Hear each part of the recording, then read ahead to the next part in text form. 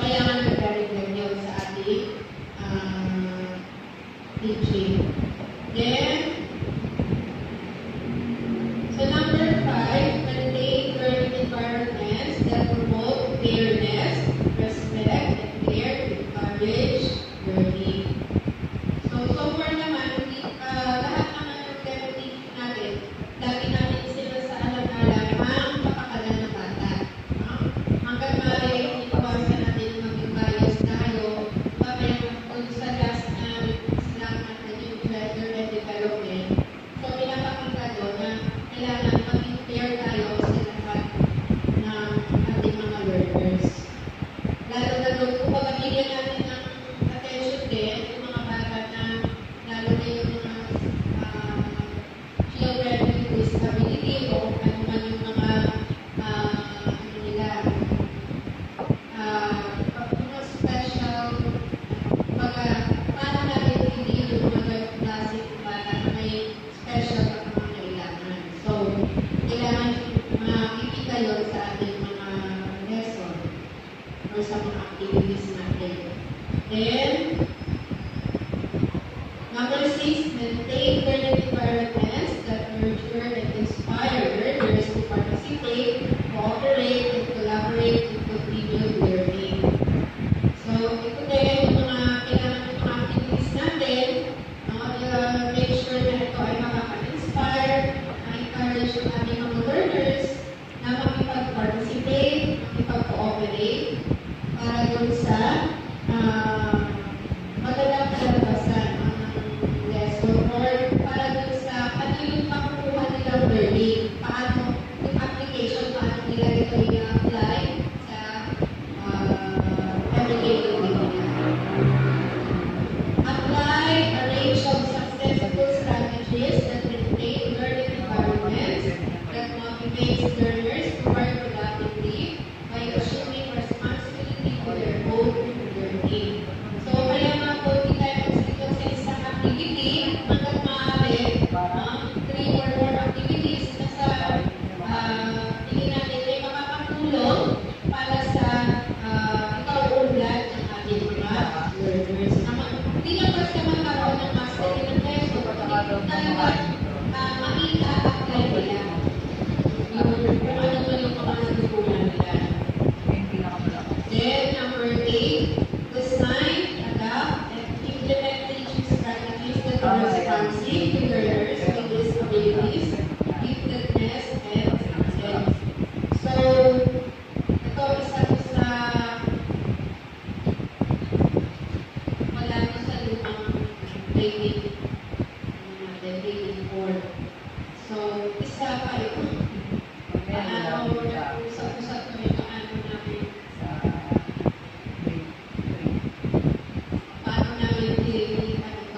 i-gagawin.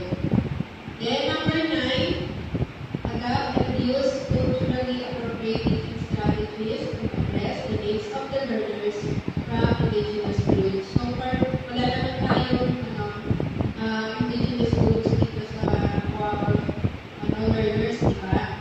Meron na tayo yung mga disabilities or yung mga may kapansanan or yung nangangailangan ng special attention. Nung ano nga pala, paki-check po yung inyong SF10, baka may mga naka-attach po na attachment doon na assessment sa mga bata natin na nagpa-assess. Kasi meron, diba may hindi po report last time, kung nakakatandaan nyo, nang hindi ng report kung sino sa every grade level at may mga learners na with disability. Kapag sinabi natin disability, hindi din naman yung kamay at paa eh. Kasama na din sa hearing, sa eyes, sa sight, tapos pati sa speech, even lang sa mental capacity ng bata. So, pag-double check nyo po, para makuha po natin yung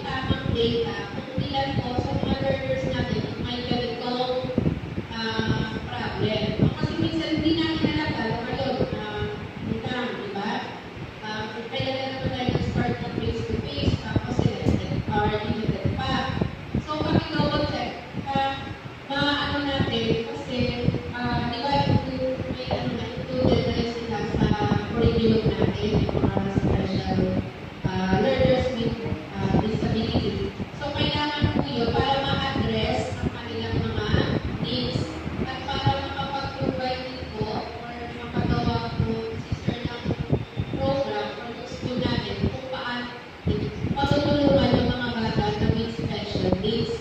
So, pakidouble check na po para mag-report, para pagdating po sa next na grade level, aware din po yung susunod na teacher na mahawak. May mga nakita po kasi ako doon sa grade 4 last time, nag-check ako sa SMP. May nakulat ako doon na may mga assessment. Kailangan po yun, nire-report din po yun.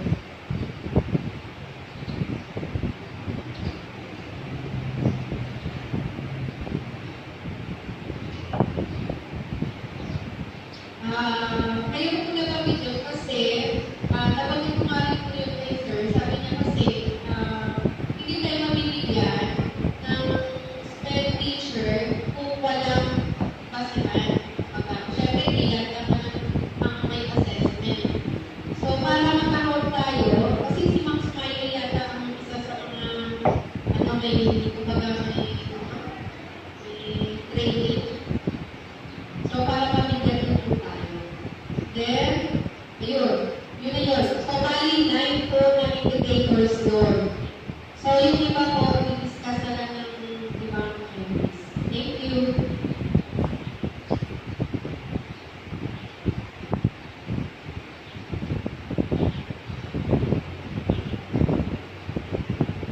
Ayan, thank you po.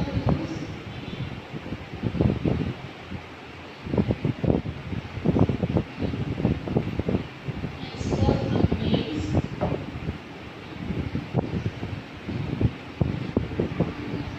Ayan, ito po.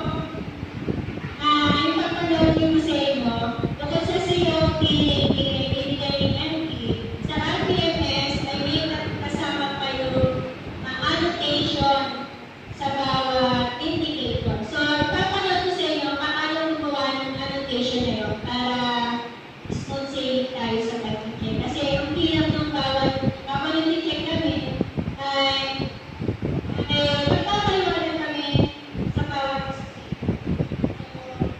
ayun, panoorin na lang natin ito para alam niyo.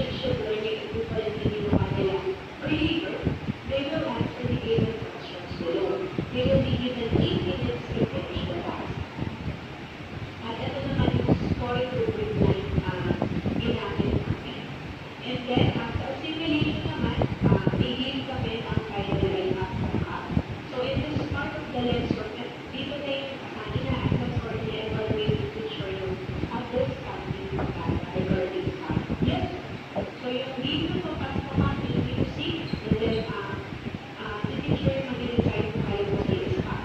Okay? Yung after gamitin dito ay initial stop.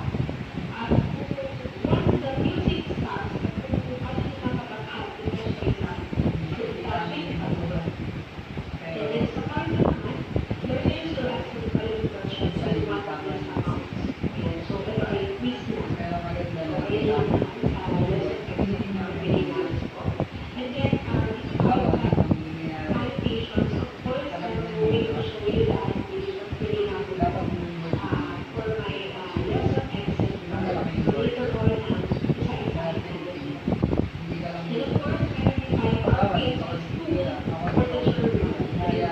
So, start tayo. Kung naalala niyo po yung 5 pagpipilian sa tayo.